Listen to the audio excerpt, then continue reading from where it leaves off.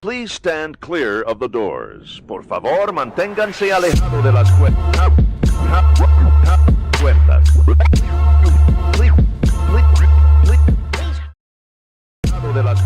It's episode 5 of 50 for 50, the top 50 attractions in the history of Walt Disney World Resort. I'm your host, Bryan Perri. Behind me is Mission Space, one of the most innovative, crazy attractions ever built in any theme park. Where does it fit in our countdown of the top 50 rides in the history of this resort? Let's find out now. We are now conducting our final systems check.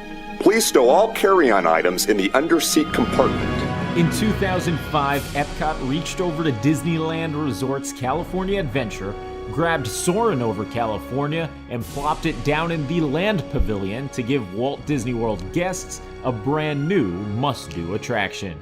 First conceptualized as Ultra Flight, Soarin' Over California's first-of-its-kind ride system allowed guests to board an attraction all on one level, before being raised into 3 different levels during their hang gliding simulation. Scenes for the original ride were shot at 48 frames per second, twice the conventional amount for a feature-length film. Guests are then pulled towards the large concaved screen so that over 95% of their vision is occupied by the projectors. Combining that with both winds and scent sensations put Soarin' Over California into a new level of theme park attraction. The Golden Gate Bridge, Napa Valley, Lake Tahoe, downtown LA, and of course Disneyland were all seen from high above as guests soared over California. In 2016, Epcot added a 3rd theater to alleviate wait times, and just a few months after that, changed the ride to Soarin' Around the World. Replacing the California scenes were ones found throughout the globe. In came the Taj Mahal, Eiffel Tower, Pyramids of Egypt, and Great Wall of China. The new update has drawn mixed reviews, partially because of its CGI transitions between scenes. However, one aspect of the attraction that has stood the test of time and continues to put smiles on our faces is its iconic pre-show, featuring Patrick, our chief flight attendant.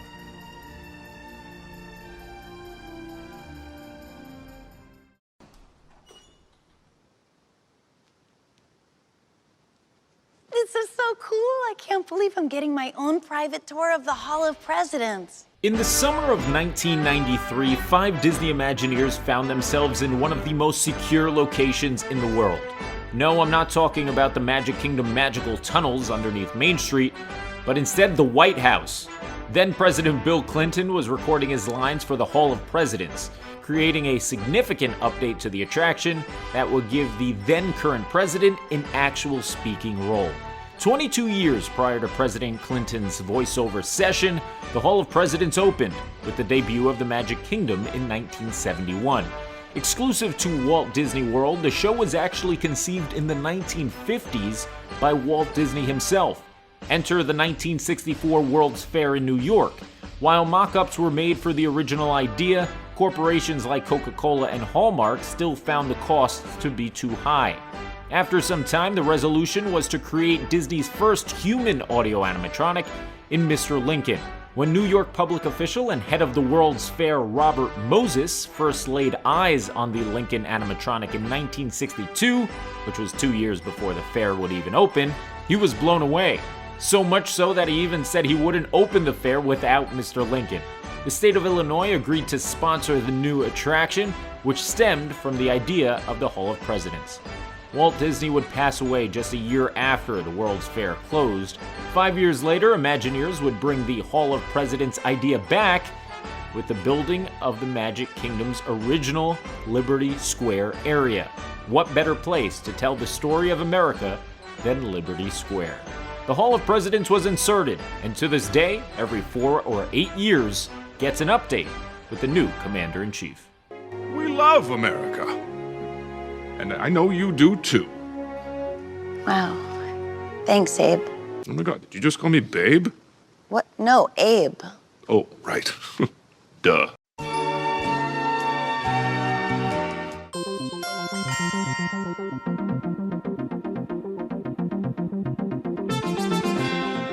Step into the future in Epcot Center's newest adventure.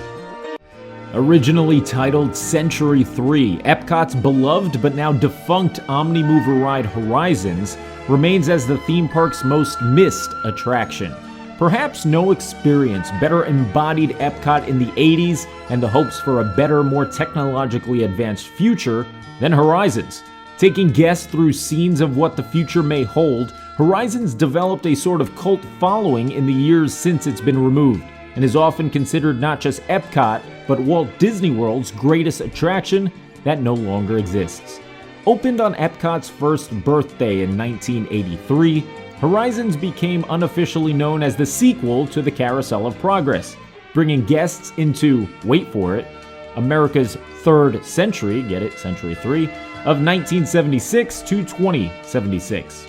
Think of Carousel of Progress, but with everything taking place in the future rather than the past. However, unlike the popular Carousel, Horizons utilized the Omnimover system, which continuously brought guests into the show building like Haunted Mansion. It also impressed as the track sat above the guests, where vehicles were suspended like Peter Pan's flight. General Electric provided the funding for Horizons for 10 years from 1983 to 1993, before saying, yeah, we're done. With a lack of sponsorship came a lack of repairs, and in a shocking turn, just 11 years after opening, Horizons closed at the end of 1994 with no public reasoning. It would reopen a year later because World of Motion and Universe of Energy were shut down and being converted into Test Track and Ellen's Energy Adventure. If Horizons remained closed, nearly that entire portion of Epcot would consist of closed pavilions. In 1999, Horizons closed for good. The great late Marty Sklar would go on to say the true reasoning Horizons closed was because of a sinkhole that had developed under the ride's building. Disney ended up bulldozing the entire structure before creating its replacement, Mission Space. Each and every day since Mission Space slid into Horizons' spot, Disney fans around the world debate on if it's a worthy replacement to such a legendary ride. The character and attention to detail that came with such a beautiful attraction in Horizons is surely hard to replicate, and the debate on if Mission Space does its job as a worthy substitute is a debate for another day.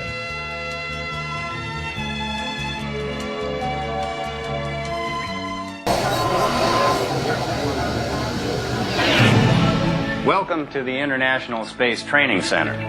You're here today to train for the greatest adventure in the history of mankind, the exploration of deep space. No ride on this list will be more divisive than Mission Space, either loved or loathed by anyone who boards the attraction. Mission Space has been drawing passionate reviews since it first took its place on Horizons' grave in 2003. Teaming up with NASA, Disney set out to create an attraction that would resemble true astronaut training. This meant we weren't going to get an ordinary motion simulator ride like Star Tours or Body Wars. No, instead, Disney utilized a centrifuge system that would place guests within small enclosed compartments and then spin them at mind-numbing speeds to provide G-force sensations. You remember those rides at carnivals and Six Flags where you would spin and get stuck to the wall? Now take that, sprinkle in a little NASA, toss in some Disney theming, and turn it up to 110, and boom, you've got Mission Space. The story has guests taking the first mission to Mars. They were greeted by pre-show legend Gary Sinise before he was inexplicably replaced in recent years. And then they were assigned one of 4 jobs within the ship's cockpit. Oh, you thought you were just going to sit back and enjoy the ride? Think again. There's button pressing and throttle adjusting, and sure, they may actually have absolutely no impact on the actual ride, but it's Disney, people. Use your imagination. Plus, the sounds the buttons make when you press them are actually pretty cool. The force on guest bodies during liftoff was unlike anything ever experienced in a simulator ride within a theme park. In fact, it was so intense that motion sickness bags were placed inside the ride after just a few months of operation. Disney eventually replaced half of the attraction with a new green version titled Less Intense Training to go alongside its orange team More Intense Training. The green watered-down version of the ride did not feature a spinning centrifuge, and instead just tilted and swayed for a much more easygoing attraction. To this day, Mission Space remains as perhaps the most polarizing ride ever built at Walt Disney World. Whether it's a better attraction than its predecessor will be talked about for decades and decades to come. With Mission Space opening in 2003, it created an astonishing brand new ride system exclusive to Walt Disney World. Now at 18 years old, it's already surpassed Horizon's lifespan. Both are legends within themselves. As a huge fan of Mission Space, I suggest you give it a spin. Literally, a spin on orange. Not the green. That's the one that doesn't spin.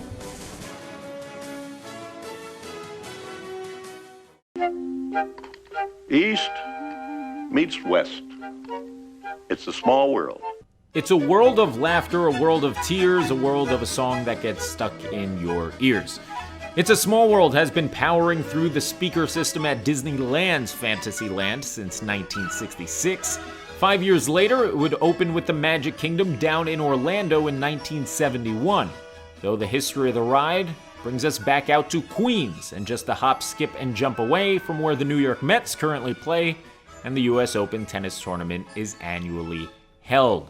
Spending 2 years at the aforementioned New York World's Fair from 1964 through 1965, the Disney-designed attraction was a bit of a rush job, as corporate sponsor Pepsi was in desperate need for an attraction and a pavilion at the highly anticipated tourist attraction.